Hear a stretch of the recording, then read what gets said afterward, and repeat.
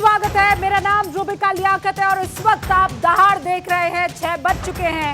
हर रोज शाम को 6 बजे यहीं भारत 24 पर आपसे मुलाकात होने वाली है।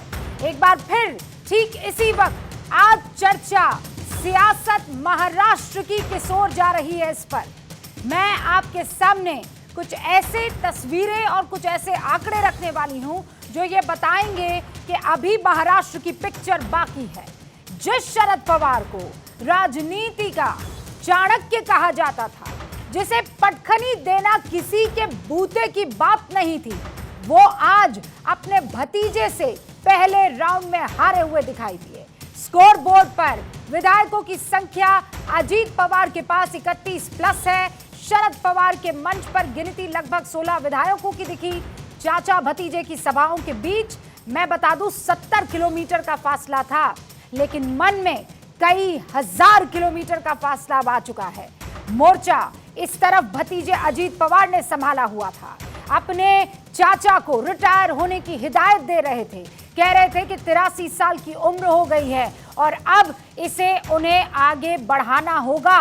उन्होंने वादा किया था कि सुप्रिया सूले को वो अध्यक्ष बनाएंगे, लेकिन वो मुकर गए। उन्होंने आरोप लगाया कि शरद पवार को आज बड़ी दिक्कत हो रही है, लेकिन वो जब 2014 में 2019 में बीजेपी के संपर्क में थे और सीटों तक का बंटवारा, पोर्टफोलियो तक की बात हो चुकी थी, तो आज मेरा बीजेपी के पास जाना उन्हें क्यों खल रहा है। दूसरी तरफ शरद पवार आते हैं।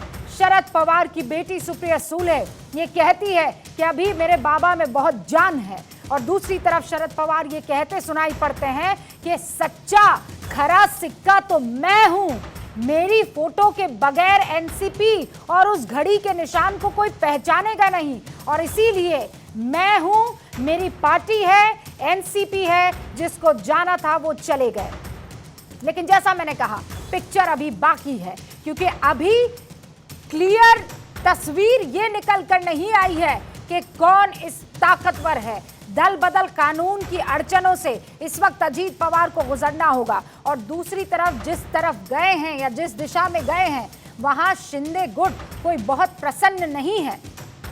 बीजेपी पर आरोप प्रत्यारोप तमाम विपक्षी पार्टियां इस पूरे मसले को लेकर लगा रही है, और आज इसी पर दहाड़, लेकिन पहले वार पलटवार।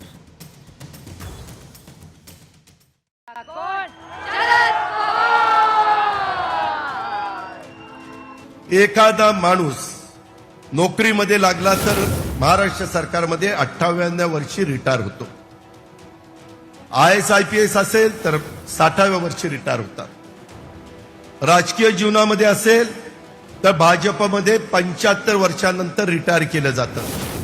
अडवाणींची उदाहरण घ्या, मुरली मनोहर जोशींचं उदाहरण घ्या, कुणाचंही उदाहरण घ्या।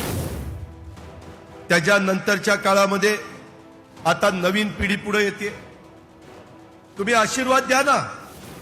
काय प्रतिक्रिया आहे की जर जाणून घ्यायची असेल तर संवाद ठेवावा लागतो, लोकांशी बोलावं लागतं, लोकांचं म्हणणं ऐकून घ्यावं लागतं। या अयोग्य असेल तर ते दुरुस्त करण्याच्या संबंधीची मानसिकता ठेवायला।